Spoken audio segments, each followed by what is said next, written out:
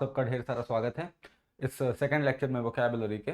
और जैसा कि अब तक हम लोग देखते आ रहे हैं कि हमने शब्दों को केवल समझा नहीं है, उनकी डीपली एक्सप्लेनेशन भी की है और आपको ये समझाने की कोशिश की है कि शब्दों को कैसे आप इमेजेस के साथ, थॉट्स के साथ और व्यूज़ के साथ कनेक्ट कर सकते हैं और उनको कैसे आप यूज कर सकते हैं। मैंने लगभग अपने हर लेक्चर में कोशिश यही की है कि शब्द का जितना गहरे से गहरा मतलब हो आपको समझाऊं, उसका हर कंटेक्स्ट आपके सामने क्लियर हो।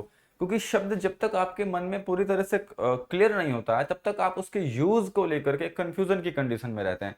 तो आपके मन में किसी प्रकार का कोई कंफ्यूजन ना हो शब्द को लेकर के, तो मैं कोशिश यही करता हूँ कि जो उसकी एक्सप्लेनेशन है, उसकी जो व्याख्या है, वो इतनी स्पष्ट हो, इतनी क्लियर कट हो, ताकि आपको उसे यूज करने में, जब कंपटीशन में वो वर्ड आपके सामने आए, तो उसको पहचानने में, सही ऑप्शन को चूज करने में किसी प्रकार की कोई दिक्कत ना हो।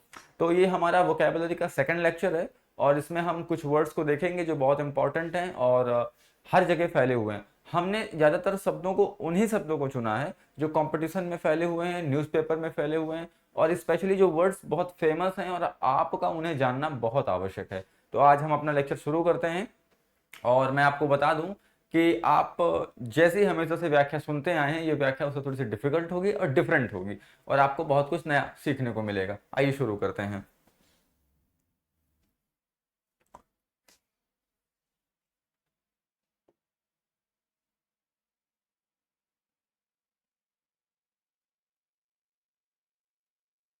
देखिए, हमारे पास जो सबसे पहला वर्ड है वो है नोटोरियस। ठीक है, और इसका मतलब है well known for some bad quality. अब मैं आपको थोड़ा सा इस शब्द के गहराई में ले चलता हूँ। आप ने देखा होगा कि कुछ लोग होते हैं जो किसी खास चीज के लिए फेमस होते हैं, लेकिन वो खास चीज स्पेशली एक बैड क्वालिटी हो। जब कोई व्यक्ति किसी अवगुण के लिए, किसी बुरी चीज के लिए फेमस हो और खास तौर पर उसका जो इम्पैक्ट है वो बहुत नेगेटिव हो, तब हम वहां पर इस एडजेक्टिव का, नोटोरियस वर्ड का यूज करते हैं। आपको ये भी समझना होगा कि नोटोरियस एक एडजेक्टिव है और ये हमेशा एक नाउन को ही क्वालिफाई करेगा। जैसा कि आप लोग जानते हैं कि एडजेक्टिव्स का ये स्वभाव होता है, ये उनका नेचर होता है कि वो हमेशा नाउन्स के पहले ही आते हैं और नाउन के पहले आ करके उनको क्वालिफाई करते हैं, मतलब ये बताते हैं कि ये हमारे पहले हैं और हम इनकी विशेषताएं। जैसे कि अगर मैं बोलूं कि वाइफ एक वर्ड है, ठीक है, तो यहां पर वाइफ जो शब्द है वो एक नाउन है, लेकिन जब मैं इसकी व्याख्या करना चाहूं या इसकी विशेषता बताना चाहूं, तो उस संदर्भ में मैं बोल सकता हूं गुड वाइफ। तो जब मैं गुड वाइफ बोलूंगा तो वाइफ के पहले जो वर्ड आया है, क्योंकि वो वाइफ की तारीफ कर रहा है या उसकी विशेषता बता रहा है, उसको अलग कर रहा है बाकी चीजों से, इस वजह से इस क्वालिटी को या इस को हम एडजेक्टिव कहेंगे। एडजेक्टिव का एक स्वभाव है कि वो हमेशा नाउन के पहले आता है और उस नाउन की विशेषता बताता है। ठीक है, अब हम चलते हैं नोटोरियस पे। तो नोटोरियस जो वर्ड है वो एक एडजेक्टिव है जिसका मतलब है well known for some bad quality. एक ऐसा व्यक्ति जिसे हिंदी में हम कुख्यात कहते हैं, प्रख्यात नहीं कहते हैं, कुख्यात कहते हैं। देखिए, प्रख्यात का मतलब है प्र और ख्यात। तो प्रख्यात का मतलब है एक ऐसा व्यक्ति जो किसी अच्छी चीज के लिए प्रसिद्ध हो, किसी गुण के लिए प्रसिद्ध हो, लेकिन जब हम उसमें कु लगा देते हैं तो कुख्यात का मतलब हुआ एक ऐसा व्यक्ति जो किसी बुरी चीज के लिए प्रसिद्ध है। जैसे डाकू कुख्यात होते हैं और नेता प्रख्यात होते हैं, जो अभिनेता हैं वो प्रख्यात होते हैं। जैसे हम बोलते हैं ना, अमिताभ बच्चन एक प्रख्यात नेता हैं। और नोटोरियस जो वर्ड है वो कुख्यात के लिए बोल सकते हैं, और तो वहां बोल सकते हैं कि ये व्यक्ति अपने अवगुणों के लिए कुख्यात है, हत्या के लिए कुख्यात है, चोरी के लिए कुख्यात है, मानी he is a notorious thief बोल सकते हैं। ठीक है, आइए हम उदाहरणों से इस शब्द को और गहराई से समझते हैं।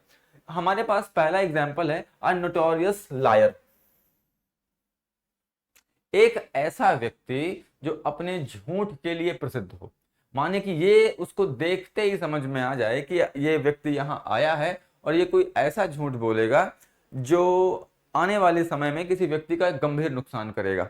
ठीक है, तो ऐसे लोग जो नोटोरियस हैं प्रख्यात हैं, सॉरी कुख्यात हैं किसी बुरे बुरे गुण के लिए, उन्हें हम नोटोरियस कहेंगे। जैसे कि एक वर्ड आया नोटोरियस फिलैंडरर। आपने देखा होगा कुछ फिल्मों को देख करके, कुछ ऊट पटांग की वेब सीरीज को देखने के बाद कुछ लोग मन में एक भावना तैयार करते हैं, एक साइकोलॉजी तैयार करते हैं कि ऐसा करने से ऐसा होगा। ठीक है, तो ऐसे लोग नोटोरियस होते जाते हैं धीमे धीमे। तो जो वर्ड फिलैंडरर है, फिलैंडरर का मतलब हुआ कि एक ऐसा रोमांटिक व्यक्ति जो स्त्रियों का सिर्फ और सिर्फ इस्तेमाल करता हो, उन्हें एक्सप्लॉइट करता हो मेंटली, सोशली, इकोनॉमिकली और फिजिकली। तो फिलैंडरर जो वर्ड है, इसी इसी तरह के लोगों को आजकल हम बोलते हैं इश्कबाज, जो गलत इस्तेमाल करते हैं महिलाओं का या स्त्रियों का, उन्हें हम फिलैंडरर कहते हैं। तो एक ऐसा व्यक्ति जो कुख्यात हो गया है इन कामों के लिए, वो नोटोरियस फिलैंडरर है। फिलैंडरर एक नाउन है, नोटोरियस एडजेक्टिव है और उसके पहले आया हुआ है। इसके बाद हमारे पास एक वर्ड है नोटोरियस वाइफ, एक एस फॉर क्वेरल्स। मान लीजिए कि आप एक मोहल्ले में रहते हैं और आप जाकर के देखते हैं एक पति पत्नी लड़ रहे हैं और आपके घर में एक मेहमान आया हुआ है और वो मेहमान आपसे पूछता है ये झगड़ा किस बात को होकर के हो रहा है। तो आप उससे कहते हैं अरे उनका रोज क्या है बाबा, उनका तो रोज क्या है, वो रोज लगे रहते हैं। इसका मतलब ये है कि वो महिला जो है कुख्यात हो गई है लड़ाई के लिए, वो कुख्यात हो गई है अपनी बुरी आदतों के लिए, लड़ाई के लिए। ठीक है, तो अब आपको मैं एक बात समझा दूं, खास तौर पे जो नोटोरियस वर्ड है वो साइकोलॉजिकल है और मनोवैज्ञानिक तौर पर ऐसे लोग, इनके पीछे एक छोटी सी कहानी होती है। जब हम पहली बार कोई क्राइम करते हैं, खास तौर पे नोटोरियस लोग जब पहली बार कोई क्राइम करते हैं, तो हो सकता है उन्होंने इसको मजबूरी में किया हो और मजबूरी में करने के बाद उन्हें इस काम में मजा आने लगा, और जब उनको इस काम में मजा आने लगता है तो वो इसको और अधिक कॉन्फिडेंस के साथ करते जाते हैं और एक साइकोलॉजिकल एक बीमारी बनती है, एक मनोवैज्ञानिक मनोरोग तैयार होता है इन लोगों का। तो एक साइकोलॉजिकल वर्ड भी है, आप इसे ऐसे भी यूज कर सकते हैं। ठीक है, आइए नेक्स्ट वर्ड पे चलते हैं। हमारे पास दूसरा वर्ड है कंज्यूमेट। ऐसे लोग ऐसे लोग जो किसी कार्य में बहुत दक्ष हों, इतने दक्ष हों कि वैसे लोग ढूंढ पाने मुश्किल हों। हमारे पास एक इसका एक बहुत अच्छा सिनोनिम भी है, परफेक्ट। परफेक्ट, अगर आपके पास कोई कंपटीशन में कोई क्वेश्चन आता है और उसमें आपसे पूछा जाता है कि कंजमेट का सिनोनिम क्या है, तो आप वहां बता सकते हैं कि परफेक्ट एक वर्ड है, स्किलफुल भी हो सकता है, एड्राइट भी हो सकता है, डेक्स्ट्रस भी हो सकता है। तो वहां पर आप कंजमेट वर्ड का इस्तेमाल करेंगे। कंजमेट इसका एग्जैक्ट प्रोनाउंसिएशन है, इसका सही उच्चारण है। तो अब आपको मैं ले चलता हूं इसकी गहराई में। एक ऐसा व्यक्ति जो किसी कला में, वो कला पेंटिंग हो सकती है, ड्राइंग हो सकती है, मार्शल आर्ट्स हो सकता है, पढ़ना हो सकता है, लिखना हो सकता है, मूर्तियां बनाना हो सकता है। एक ऐसा व्यक्ति जो किसी कार्य में इतना अधिक दक्ष हो कि उसके जैसा व्यक्ति ढूंढना मुश्किल हो। और वैसे भी समाज में दक्ष लोग कम ही होते हैं। जो दक्ष होते हैं वो समाज को चलाते हैं, जो लोग स्किलफुल होते हैं, कंजमेट होते हैं, वो समाज को चलाते हैं, समाज उन्हें नहीं चलाता है। ठीक है, तो ऐसे लोग जो समाज को चलाने का, समाज को दिशा दे सकते हैं। यद यद आचरति श्रेष्ठ तत्तत एवेतरो जनः सयत् प्रमाणम कुरुते लोकस्तद अनुवर्तते, जैसा कि गीता में कहा गया।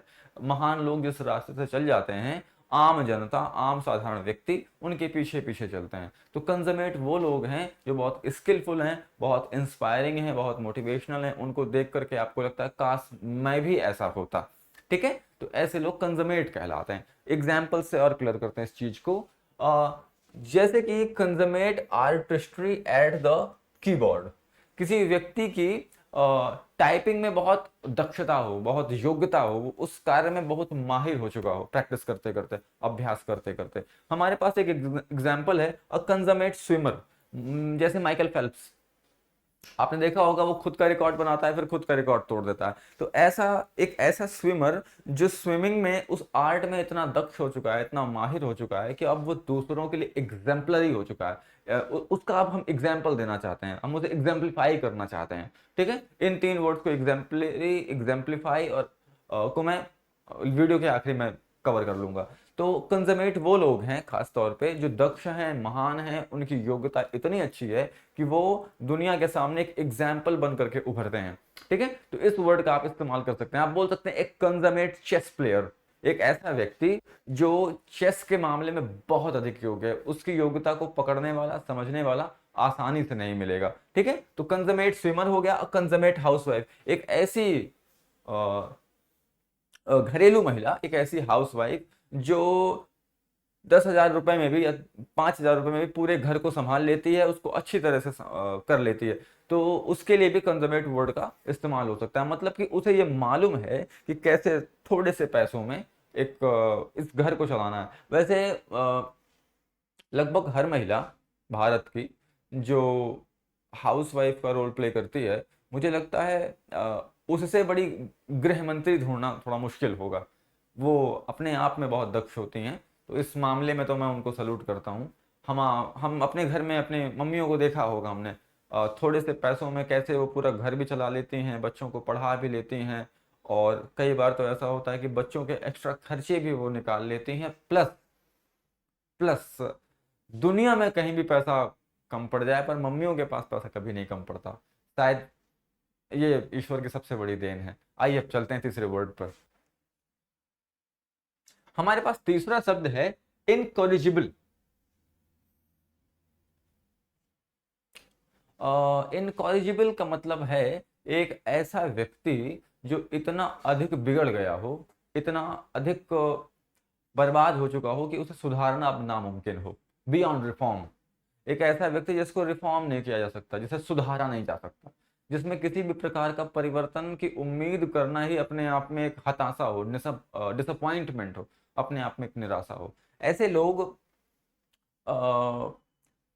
साइकोलॉजिकली इतने अधिक डिमोटिवेटेड होते हैं कि ये खुद को भी सुधारना चाहें तो नहीं सुधार सकते। इनकी आदतें, इनका स्वभाव बुरी चीज़ों से इतना अधिक ग्रसित होता है, वो इतना अधिक फंस जाते हैं इस चीज़ में कि इससे वो बाहर नहीं निकल पाते। तो ऐसे लोग इनकरेजिबल हो जाते हैं। तो हमने बोला बियॉन्ड रिफॉर्म माने सुधार की उम्मीद नहीं है, अब ये सुधारे नहीं जा सकते। Too bad to be corrected, इतने ज़्यादा बुरे हैं, इतने ज्यादा बुरे हैं कि अब इन्हें सुधारा ही नहीं जा सकता, अब इन्हें सुधारा नहीं जा सकता। ऐसे लोग इनकॉरिजिबल कहलाते हैं। ठीक है, हमारे पास एग्जाम्पल है, he is ready to face punishment, embarrassment and unhappiness due to his incorrigible nature of trespassing. वो व्यक्ति अपमान सह लेगा, सजा सह लेगा, और पनिशमेंट, हाँ मतलब एम्बेरसमेंट का मतलब वो बेइज्जती सह लेगा, सजा सह लेगा, अनहैप्पीनेस को भी बर्दाश्त कर लेगा, लेकिन अपने उस ट्रेसपासिंग के नेचर को नहीं सुधार सकता। माने कि इधर उधर करना, ताक झांक करना, यहाँ की वहां करना, चुगली करना, इस बात की बात उसको सुनाना, उसकी बात यहाँ करना, लोगों को लड़ाना, लोगों को भिड़ाना, लोगों के पर्सनल जिंदगी में झांकना, इसका जो उसका स्वभाव है वो इनकरेजिबल है। माने कि उसे सुधारा नहीं जा सकता। अक्सर आपने सुना होगा, लोग बोलते हैं कि इंसान का नेचर सी प्लस उसका सिग्नेचर कभी बदलते नहीं हैं। ऐसे लोगों के लिए हम इनकॉरिजिबल वर्ड का इस्तेमाल करते हैं। ऐसे लोग जिन्हें सुधारा नहीं जा सकता, इतने अधिक बिगड़ गए हैं। वैसे ये भी साइकोलॉजिकली है। आपने देखा होगा अक्सर लव अफेयर्स में जिन लोगों का दिल टूटता है, या जो लोग जिन्हें गहरा धक्का लगता है किसी बात से, तो ऐसे लोग दूसरों के दिलों के साथ खेलना शुरू कर देते हैं। उन्हें लगता है कि हमारे साथ किसी ने किया तो अब दुनिया में जितने लोग आएंगे वो सब एक ही कैटेगरी में रहेंगे। तो ऐसे लोग वैसे बीमार ही हैं, जिन्हें ऐसा लगता है कि अब दुनिया में अच्छे लोग मर गए हैं, ख़त्म हो गए, समाप्त हो गए हैं, अब अच्छे लोग नहीं मिल सकते दुनिया में। तो ये एक नेगेटिव चीज़ है। ऐसा नहीं होना चाहिए हमारे अंदर। हमारे अंदर हमेशा अच्छा करने का, रिस्क लेने का दम होना चाहिए। जो लोग अच्छा करने का रिस्क ले सकते हैं वो कुछ भी कर सकते हैं, वो इनकॉरिजिबल नहीं हो सकते हैं, वो कंजमेट होते हैं। ठीक है, आइए अगले शब्द पे चलते हैं। हमारे पास अगला वर्ड है inveterate, deeply rooted, long accustomed. ऐसे लोग ऐसे लोग जो किसी चीज का इतना अधिक अभ्यास कर चुके हैं, वर्ड नेगेटिव है, आपको ये याद रखना है। इसका कंटेक्स्ट नेगेटिव होगा।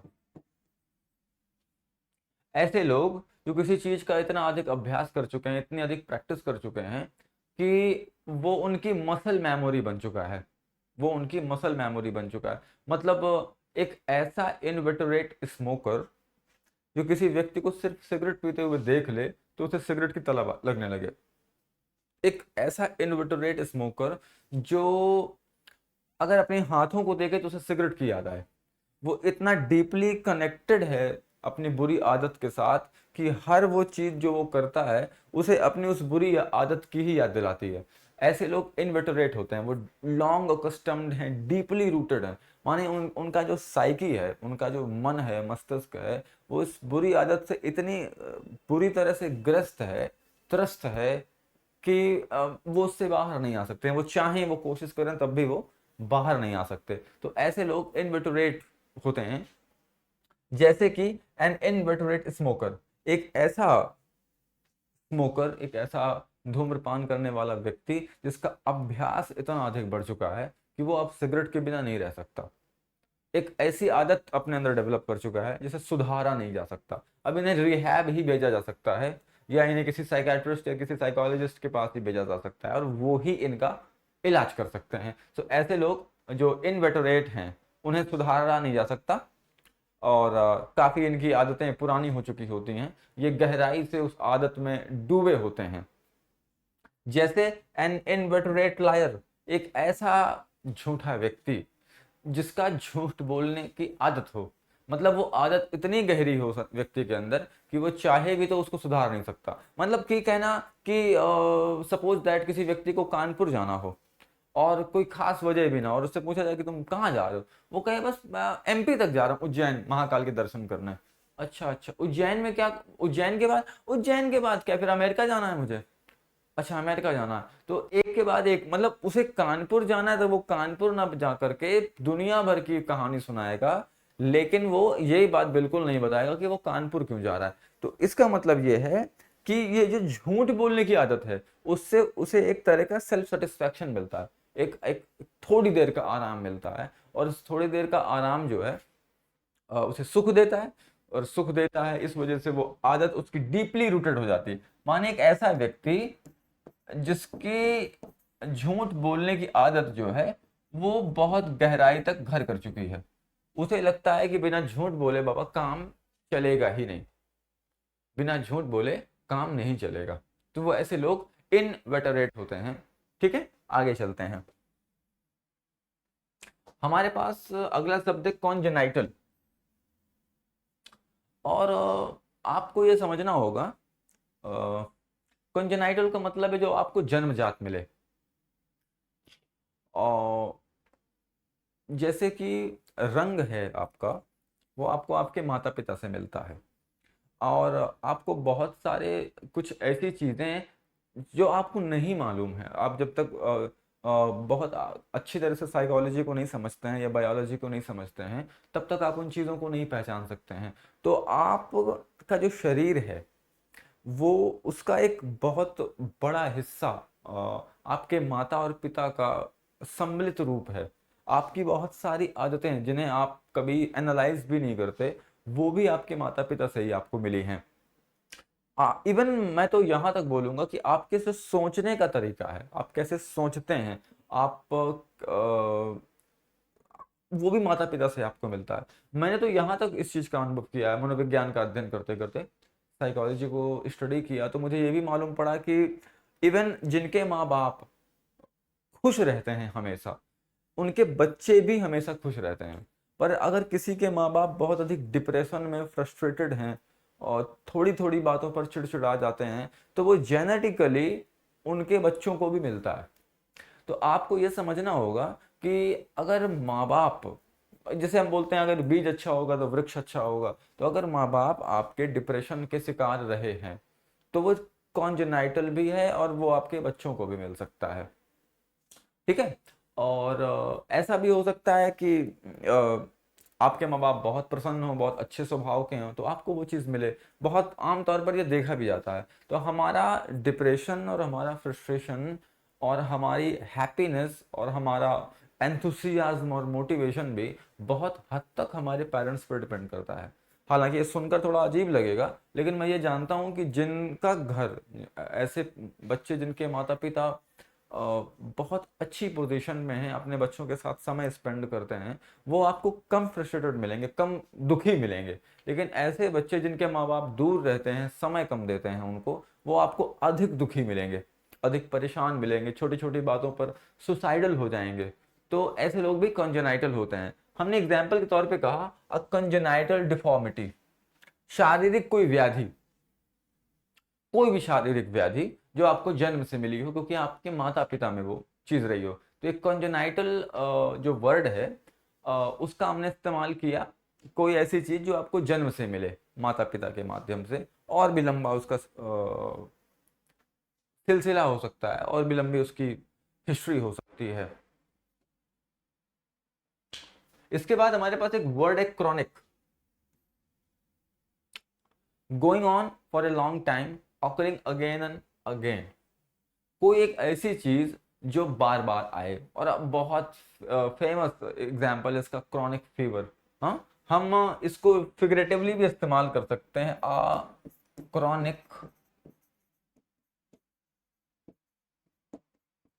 हैबिट ऑफ स्मोकिंग, या रीडिंग पॉजिटिव ले लेते हैं, हम बोल सकते हैं राइटिंग, मतलब एक ऐसी आदत जिसके बिना रहा जाना मुश्किल हो।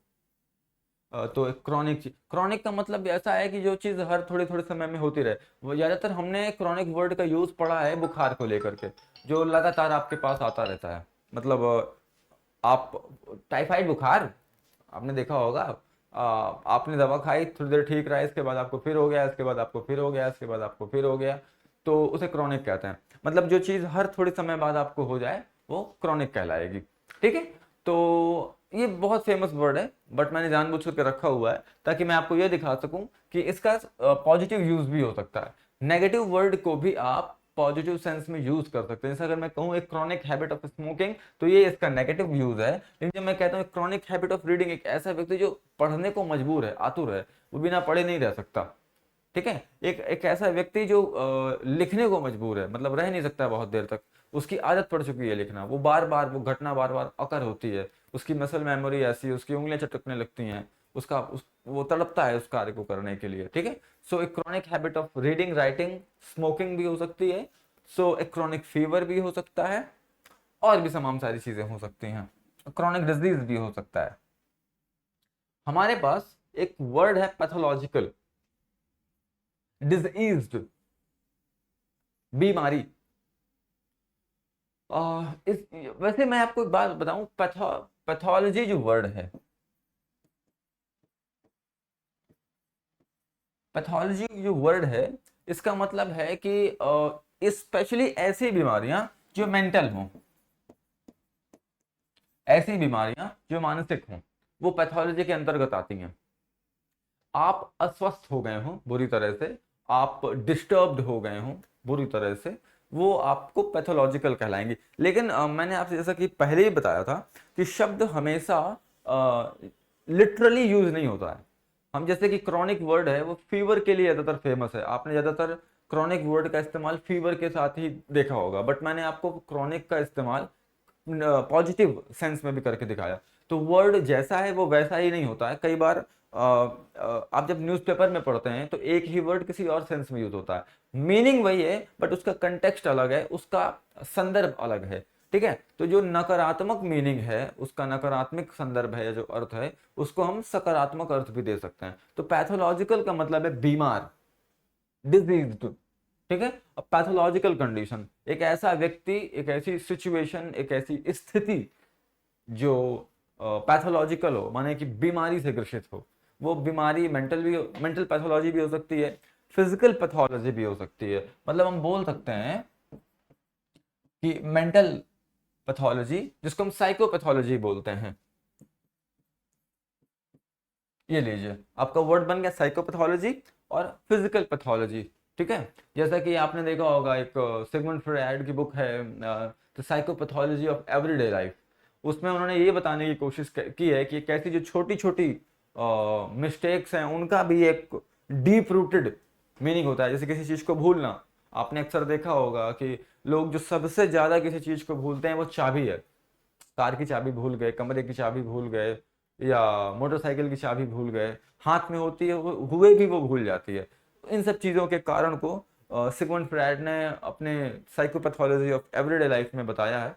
अच्छी किताब है, आप चाहें तो इसको पढ़ सकते हैं। वैसे मैं तो बोलूँगा कि जिनको साइकोलॉजी की शुरुआत करनी हो, जो लोग थोड़ा बहुत इंटरेस्टेड है, पढ़ना बहुत आवश्यक है दोस्तों। बिना पढ़े आप अपने इंटेलेक्ट को डेवलप नहीं कर सकते, आप बुद्धिमान नहीं हो सकते हैं। जैसे आपने देखा होगा कि जो लोग मार्शल आर्टिस्ट होते हैं वो कंसिस्टेंटली प्रैक्टिस करते हैं और उससे उनकी मसल्स डेवलप होती हैं, मूव्स डेवलप होती हैं, वो बेहतर परफॉर्म कर पाते हैं। तो जिन लोगों को अपनी बुद्धि बढ़ानी है उन्हें अपने क्षेत्र में पढ़ना होता है। जैसे कोई व्यक्ति हिस्ट्री को बहुत पसंद करता है तो वो इतिहास से संबंधित सारी पुस्तकों को पढ़ता है, जाने कितना कुछ लिटरेचर लाता है, खोजता है, लोगों से पूछता है, बात करता है। तो अगर आपको मनोविज्ञान पसंद है तो psychopathology psychopathology of everyday life,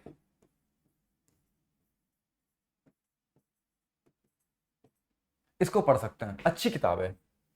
वैसे आपने देखा होगा मैं हर अपने लेक्चर में एक नई किताब का नाम जरूर लेता हूँ, क्योंकि मैं नहीं चाहता कि आप एक कुएं के मेढक बन करके रहें। आपका लक्ष्य ये होना चाहिए कि ज्ञान मिलना चाहिए, वो कहीं से भी मिले, वो यहाँ से मिले, वो वहाँ से मिले। जब आप कुछ अच्छा पढ़ेंगे तो आप अधिक विचार कर पाएंगे, आप अच्छी चीज़ें सोच पाएंगे, अच्छी चीज़ें अपनी लाइफ में ला पाएंगे। सो अब ये बुक फ्रायड की है, और अगर आप इसको खरीदना चाहें तो ये ऑनलाइन अवेलेबल है और बहुत सस्ते में अवेलेबल है।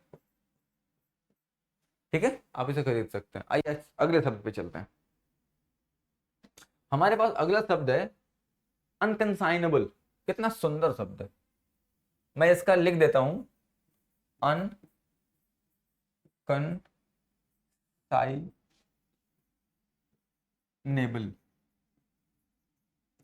अनकंसाइनेबल जो वर्ड है इसका प्रोनाउंसिएशन थोड़ा डिफिकल्ट है, इसलिए मैंने हिंदी में लिख दिया अनकंसाइनेबल। ठीक है, विदाउट पैंग्स ऑफ कंसाइंस। एक ऐसा व्यक्ति जो बिना किसी नैतिकता के किसी कार्य को करता हो, वो अनकंसाइनेबल होता है। ठीक है, हमने एग्जाम्पल में दिया अनकंसाइनेबल क्रूएलिटी टू चिल्ड्रन। कुछ ऐसे माता पिता जो अपने बच्चों को बहुत बुरी तरह से पीटते हों, उस प्रवृत्ति के जो लोग हैं उन्हें हम अनकंसाइनेबल कहते हैं। इसको थोड़ा सा और गहराई से समझते हैं। कंसाइंस हम कहते हैं हमारे भीतर रहने वाली एक गट फीलिंग को। जब भी हम कभी कोई बुरा काम करने जाते हैं तो हमारा दिल बहुत जोरों के साथ धड़कने लगता है।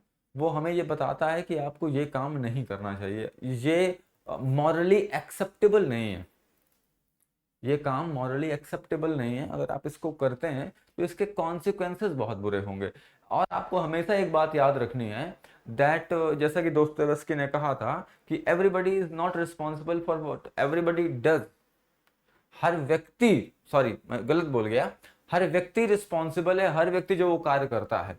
माने कि मैं रिस्पॉन्सिबल अकेला नहीं हूं। अगर मैं ये वीडियो बना रहा हूं और आपको इन्फॉर्मेशन दे रहा हूं और ये वीडियो 100 लोग तक या 10,000 लोगों तक पहुंचता है, तो मेरी बात जो नेगेटिव है, अनकंसाइनेबल है, और वो आप उसे एक्सेप्ट करते हैं, तो वो बात मुझ तक नहीं रही, वो बहुत सारे लोगों तक पहुंच चुकी है। तो जब आप अपने उस कंसाइंस को देखते नहीं, उसे अवॉइड करते हैं, सुनते नहीं हैं, और उसके बाद कोई कार्य करते हैं, तो आप अनकंसाइनेबल होते हैं, आप मॉरली एक्सेप्टेबल नहीं है। अगर आपकी नकल उतारी गई तो वो ठीक नहीं होगा। जैसे कि आपने देखा होगा कि ज़्यादातर बॉलीवुड की फिल्मों में महिलाओं को या स्त्रियों को ऑब्जेक्टिफाई करते हैं हम लोग, एक कमोडिटी की तरह, एक वस्तु की तरह इस्तेमाल करते हुए दिखाते हैं। इसका असर ये होता है कि जो समाज है जब उन फिल्मों को देखता है तो उनके मन मस्तिष्क में एक धारणा बनती है। जब धारणा बनती है कि यार ये तो एक वस्तु है, इसका इस्तेमाल एक डॉल की तरह या एक खिलौने की तरह करना चाहिए, जब तक इस्तेमाल है तब तक है, वरना इसके बाद हमें आगे बढ़ना चाहिए। तो ऐसे लोग अनकंसाइनेबल होते हैं, जो किसी का दिल तोड़ें, किसी को दुखाएं, किसी को सताएं, किसी को परेशान करें। तो अनकंसाइनेबल क्रूएलिटी टू चिल्ड्रन का मतलब है एक ऐसी क्रूएलिटी, मतलब दुष्ट स्वभाव जो बच्चों के प्रति हो, उसे अनकंसाइनेबल हम कहेंगे। जो मॉरली एक्सेप्टेबल ना हो, जिसे स्वीकार ना किया जा सकता हो, ऐसे लोग अनकंसाइनेबल होते हैं। आगे चलते हैं हम लोग। अनकंसाइनेबल का एक एग्जाम्पल ऐसा भी हम देख सकते हैं कि जैसे कि आजकल एक बहुत ज़्यादा चीज़ फैली हुई है, मुझे लगता है कि ये सिनोनिम हो चुकी है किसी चीज़ की। जैसा कि देखा होगा कि पैसा होगा तो लड़की मिलेगी। जिनके पास बहुत पैसा होता है उन्हीं के पास लड़कियां होती हैं, या उन्हीं की शादियां होती हैं। मतलब हम ये देखते हैं कि पैसे का डायरेक्ट कनेक्शन लड़की के साथ में है। जब हम किसी चीज़ को बहुत बार, जबकि ये अनकंसाइनेबल ही है, ये मॉरली एक्सेप्टेबल नहीं है, दुनिया की हर लड़की पैसे को देखकर ही उसके पीछे नहीं भागती है। हो सकता है मैं गलत कह रहा हूँ। मैं मैं आज आज दूसरे मूड में हूँ। आज मैं तारीफ करूंगा सबकी। हाँ, तो आज आप इसको रोस्टिंग टाइप कुछ ले लेना, समझ लेना। हालांकि मुझको उसका अनुभव नहीं है, बट मैं फिर भी बोले देता हूँ आपको। तो हर लड़की दुनिया की जो है ना, वो ये उसका ये स्वभाव नहीं होता है कि वो केवल पैसों के लिए किसी व्यक्ति से प्रेम करे या उससे विवाह करे। और उसका लक्ष्य कुछ और भी हो सकता है। और लड़कियां बहुत अच्छी हैं, स्वभाव समाज की स्वभाव उनका बहुत अच्छा है, बहुत कुछ बदल चुका है आज। ठीक है, वो अनकंसाइनेबल बिल्कुल भी नहीं है। आगे चलते हैं। वर्ड है हमारे पास ग्लिप, और इसका मतलब है स्मूथ, सस्पिशियसली फ्लुएंट। किसी काम को करने में जब आप बहुत स्मूथ हो, जैसे आप आंख बंद करके भी कर सकें, जैसे आप आंख बंद करके झूठ बोल सकें, आप आंख बंद करके किसी चीज को ढूंढ सकें, आप आंख बंद करके किसी किताब को पढ़ सकें क्योंकि आपने उस किताब को बहुत बार पढ़ा है। आपको मालूम है कि इसके चौथे पेज पर, इसके चौथे पैराग्राफ पर क्या लिखा हुआ है।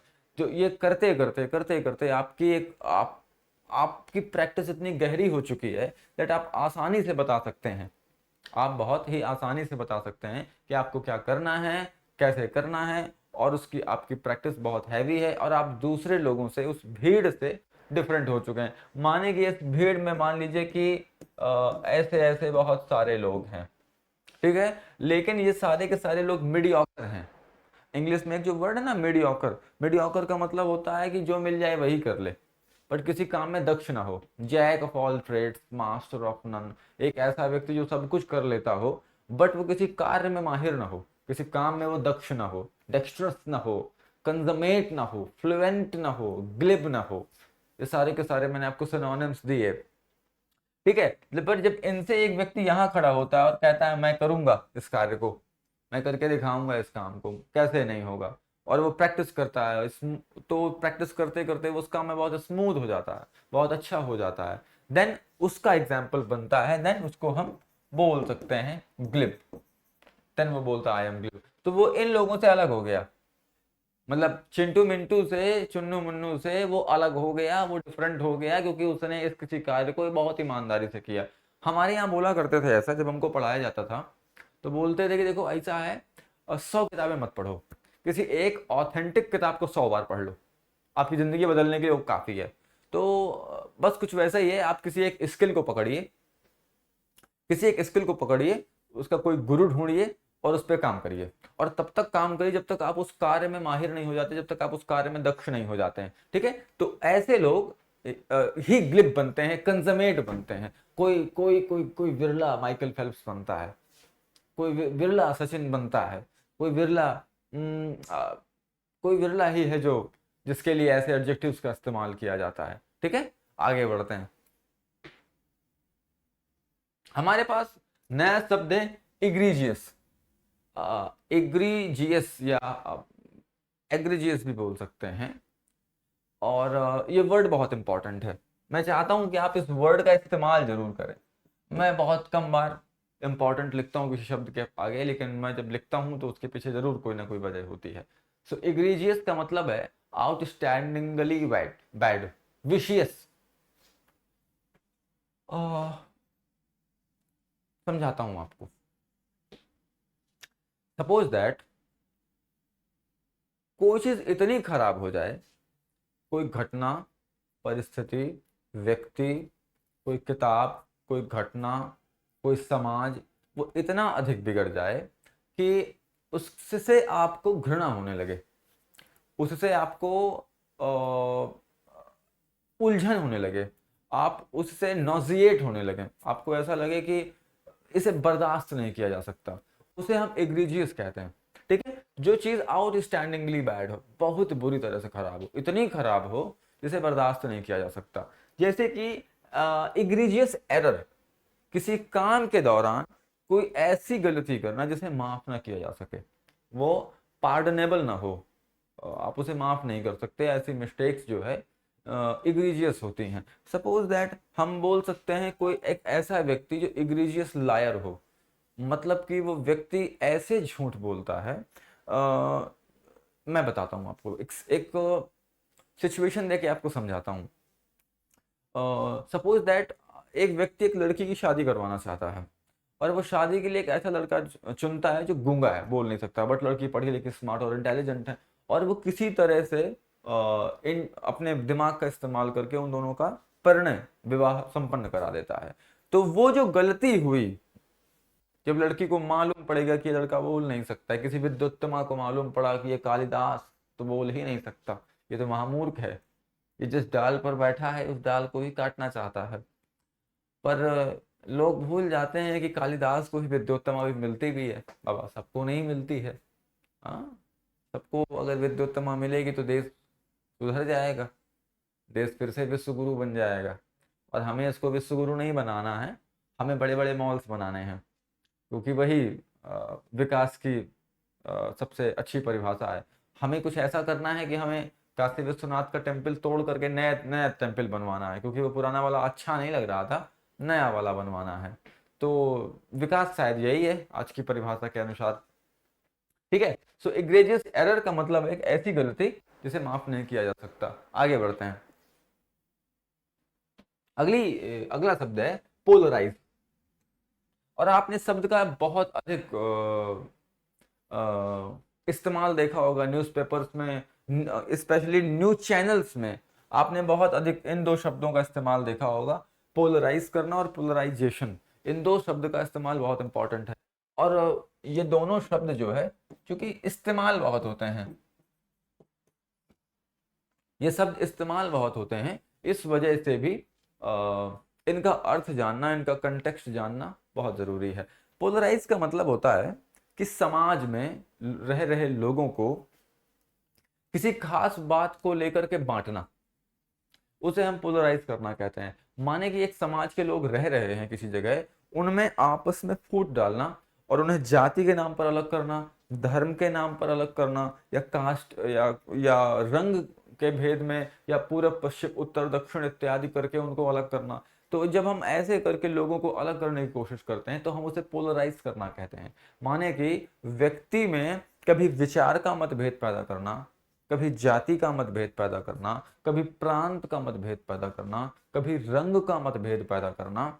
मतलब कुल मिलाकर के लोगों के अंदर आपका लक्ष्य सिर्फ इतना हो कि कितनी जल्दी ये दो लोग अलग हो जाएं। और उनके अलग होने का जो कारण है, क्योंकि आप उन्हें मिसयूज करना चाहते हैं, आप उन्हें एक्सप्लॉइट करना चाहते हैं। सपोज दैट अगर नेता तुमको जाति के नाम पर नहीं लड़ाएगा तो तुम उसे वोट नहीं दोगे, सिंपल सी बात है। अगर फेयर फेयर एंड लवली वाला क्रीम नहीं बनाएगा तो जो लोग अश्वेत हैं, जो लोग जिनका रंग श्वेत नहीं है, गोरा नहीं, जो सांवले हैं, उन्हें बुरा कैसे फील होगा? और वो लोग खरीदेंगे क्यों? भाई गोरे लोग थोड़ी क्रीम लगाएंगे भाई उनके लिए, क्योंकि बनाई नहीं गई है।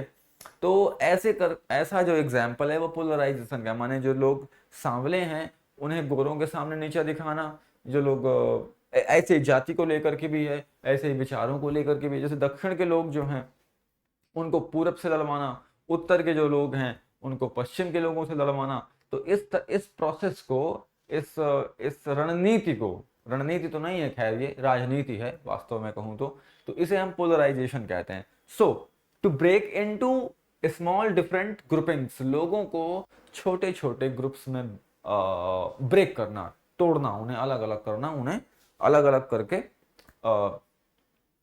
इस्तेमाल में लाना अपने खास तौर पे।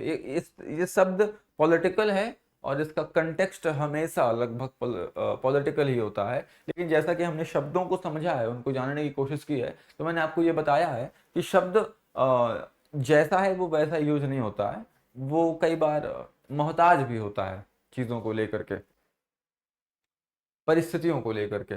आपको मैं एक बात बताता हूँ, आप जानेंगे कि भारतीय दर्शन में एक शब्द बहुत प्रसिद्ध है, अदृष्ट। और अदृष्ट का मतलब ऐसे समझ लीजिए कि हर वो चीज, चाहे वो जड़ हो या चेतन हो, किसी पूर्व जन्म से जुड़ी हुई है। मतलब कि चाहे वो जड़ हो चाहे वो चेतन हो, वो किसी पूर्व जन्म के अपने संस्कार से जुड़ी होती है। उदाहरण के तौर पे इस संसार में बहुत सारे पत्थर होंगे, सफेद पत्थर होंगे, काले पत्थर होंगे, नीले पत्थर होंगे, कीमती पत्थर होंगे। पर आप जरा सोच करके देखिए कि कुछ पत्थर ऐसे हैं जो जमीन पर पड़े हुए हैं, लोग उन्हें पैरों से ठोकर मार रहे हैं। कुछ पत्थर ऐसे हैं जो राम मंदिर में लगे होंगे, ठीक है। कुछ फूल ऐसे होंगे जो किसी की अर्थी पर फेंके गए होंगे। कुछ फूल ऐसे होंगे जो भगवान शिव के मस्तक पर रखे होंगे, ठीक है। तो अब ये बताइए, फूल तो दोनों हैं, पर एक अर्थी के पास गया और दूसरा भगवान शिव के पास गया। तो ऐसे में हमको एक अंदाजा लगता है कि फूल फूल का भी मन जो अचेतन पदार्थ हैं उनका भी एक अदृष्ट है, उनके पीछे भी एक अदृष्ट नाम की कोई शक्ति है जो कार्य कर रही है। इसी वजह से उसे, एक पत्थर को राम मंदिर में लगना पड़ता है, दूसरे को किसी मॉल में लगना पड़ता है। तो हर चीज का अपना एक सौभाग्य दुर्भाग्य होता है। तो वैसे ही हमारे पास एक शब्द है, संप्रदाय।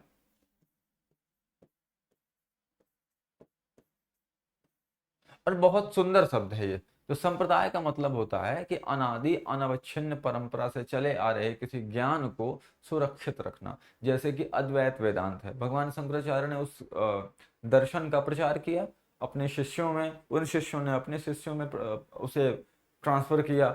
इस प्रकार से एक लंबी परंपरा चली आई। तो वहां से एक संप्रदाय बना, अद्वैत संप्रदाय, ठीक है। अद्वैत नाम का एक संप्रदाय बना। तो ऐसे न्याय संप्रदाय है, व्याकरण संप्रदाय है, ये तमाम सारे संप्रदाय हो सकते हैं। लेकिन आज आज जब इस शब्द का इस्तेमाल होता है तो इस शब्द बोलने में भी डर लगता है। लोग बोलते हैं आप सांप्रदायिक हैं, ऐसा लगता है जैसे वो कह रहा हो कि भैया आप आतंकवादी हैं। संप्रदाय शब्द को इतने गलत अर्थों में लोग इस्तेमाल करते हैं, बोलते हैं ये सांप्रदायिक दंगा है। अरे सांप्रदायिक दंगा है, सुनकर के भी बड़ा अजीब लगता है, सांप्रदायिक दंगा है। हमने तो कभी नहीं सुना कि सांप्रदायिक दंगा हुआ। न्याय दर्शन के लोगों ने वेदांतियों को जान से मारा हो, या वेदांतियों ने सांख्य दर्शन वालों को जान से मारा हो, ऐसा कभी नहीं हमने सुना, ना कभी हमने पढ़ा। और इस, तो आप देख सकते हैं आप कि शब्दों का भी सौभाग्य दुर्भाग्य होता है। तो वैसे ही है। तो कोई भी शब्द जो है अच्छे संदर्भ में भी प्रयोग में आ सकता है और बुरे संदर्भ में भी प्रयोग में आ सकता है। हमारे पास अगला शब्द है पॉलेमिक। पॉलेमिक पॉलेमिक का मतलब ऐसे समझ लीजिए कि आज आमतौर की भाषा में ऐसा तर्क जो सामने वाले की बात को काट रहा हो, उसका खंडन कर रहा हो, उसका प्रत्युत्तर दे रहा हो, और वो इतना अधिक प्रबल हो कि सामने वाले की बात वहां पर टिक ही ना पाए, उसे हम पॉलेमिक कहेंगे, ठीक है। उदाहरण के तौर पे, the book was a convincing polemic that proved all the business fraud. माने कि एक ऐसी किताब लिखी गई जो बिजनेस में हो रहे फ्रॉड को लेकर के लिखी गई है, बट वो किताब इतनी अधिक प्रबल है कि उसके सामने सारी किताबों के तर्क या सारे बिजनेस लोगों के तर्क पूरी तरह से निगेट हो रहे हैं, निषिद्ध हो रहे हैं, खराब हो रहे हैं, टिक नहीं पा रहे हैं। तो पॉलेमिक हम ऐसे ही बोल सकते हैं, पॉलेमिक कंक्लूजन। माने कि एक ऐसा कंक्लूजन हमने निकाला जो तर्क की कसौटी पर कसा हुआ है, जो तर्क की कसौटी में तौला गया है, नापा गया है, उसको ठीक से समझा गया है, और उसके बाद कंक्लूजन निकाला गया। तो पॉलेमिक कंक्लूजन का मतलब है a conclusion which is out of doubt, which is very logical and rational, ये अर्थ होगा। तो जो तर्कपूर्ण हो, बुद्धिमत्ता से नापा तौला गया हो, उसे हम पॉलेमिक कहेंगे। बट एक ऐसा तर्क, एक ऐसा एक ऐसा स्टेटमेंट जो सामने वाले की बात को पूरी तरह से काट रहा हो, तर्क वितर्क स्पेशली। ठीक है, अगला शब्द हमारे पास है पॉन्डरस, जिसका मतलब है हिंदी में अगर मैं बोलूं तो इतना कोई चीज ऐसी हो जाए कि बाद में वो फूहड़ लगने लगे। सपोज दैट, सपोज किसी व्यक्ति का, मैंने एग्जाम्पल पे यहाँ पे देखा है, too large to be clumsy, बाद में वो खराब लगने लगे, इतना अधिक वो बढ़ चढ़ जाए कि उसमें वो योग्यता न रह जाए, वो खराब, मैसिव, बहुत बड़ा मतलब इतना कि वो अब खराब लगने लगे। सपोज दैट आप कोई कार्य करें अच्छे मकसद से, बट अच्छे मकसद से होते होते फिर वो खराब लगने लगे। सपोज दैट कोई व्यक्ति मोटा ताजा है, उसका थोड़ा सा पेट निकला हुआ है, तो वो उसको टाल देता है कह करके, अरे हाँ, है ना, खाते पीते लोग हैं, थोड़ा बहुत बढ़ गया होगा, काट देते हैं हम। लेकिन जब वो बहुत बड़ा हो जाए, खराब लगने लगे देखने में उसे, यू कांट स्टैंड दैट बेली, सो वो अब पॉन्डरस कहलाएगा। एन एग्जाम्पल पे भी कुछ वैसा ही लिया है, the man was unable to type.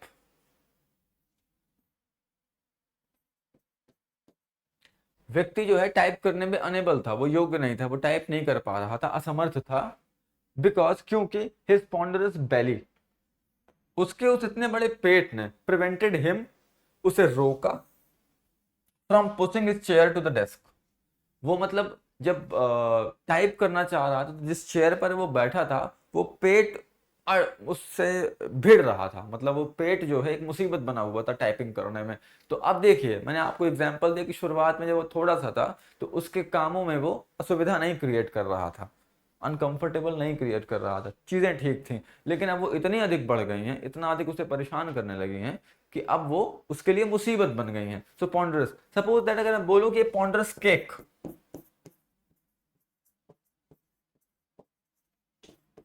ये लीजिए, माने कि जब हमने केक ऑर्डर किया तो बहुत अच्छे संदर्भ में ऑर्डर किया था, लेकिन अब हमने उसको चेरी डाल करके या दुनिया भर का क्रीम व्रीम लगा कर उसको इतना खराब कर दिया, इतना खराब कर दिया कि अब वो फूहड़ लगने लगा देखने में। तो ऐसे संदर्भ में हम पॉन्डरस का इस्तेमाल कर सकते हैं। पॉन्डरस केक हो सकता है, पॉन्डरस बिल्डिंग हो सकती है, पॉन्डरस मेकअप हो सकता है। माने कि वो मेकअप अब फूहड़ लगने लगा, शुरुआत में तो किया गया था अच्छा देखने के लिए, बट वो इतना अधिक कर लिया गया कि अब वो खराब लगने लगा देखने में, तो वो पॉन्डरस मेकअप भी हो सकता है। ठीक है, पॉन्डरस केक भी हो सकता है, पॉन्डरस बिल्डिंग भी हो सकती है, और एक पॉन्डरस जोक भी हो सकता है। माने शुरुआत में तो वो जोक किया गया था लोगों को हंसाने के लिए, बट उसका कॉन्सिक्वेंस या वो उसका वो ऐसे समय में बोल दिया गया कि वो लोगों को बहुत अधिक खराब लगने लगा, तो वो पॉन्डरस जोक हो गया। इसके बाद नया शब्द है पॉर्टेंट, एमएन शब्द है यहाँ पर, एमएन, साइन,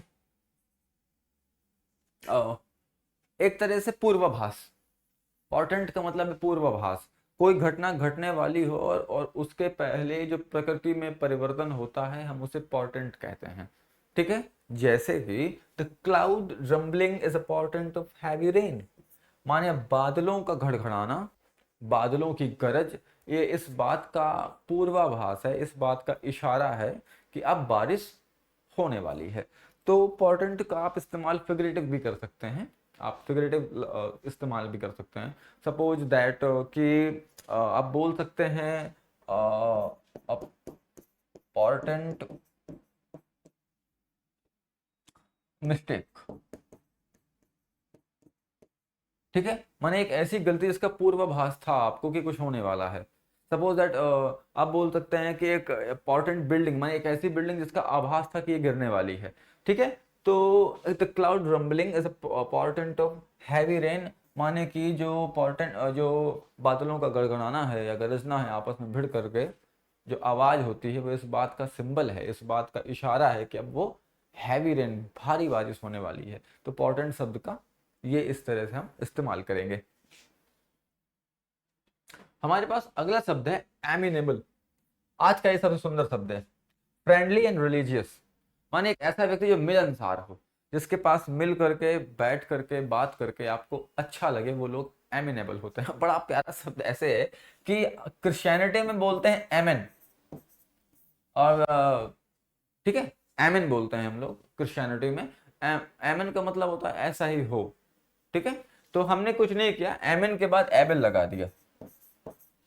ठीक है, तो एमेनेबल का मतलब हुआ एक ऐसा व्यक्ति जो धार्मिक हो, जिसके पास बैठ करके आपको सुकून मिले, शांति मिले। एक ऐसा व्यक्ति जो थोड़ा सा फ्रेंडली हो, जिससे आपको दोस्ती करने में आसानी हो, मित्रता करने में आसानी हो, और वो बहुत अच्छे स्वभाव का हो। ऐसे लोग एमिनेबल कहलाते हैं। हमने बोला her mother was very amenable and agreeable.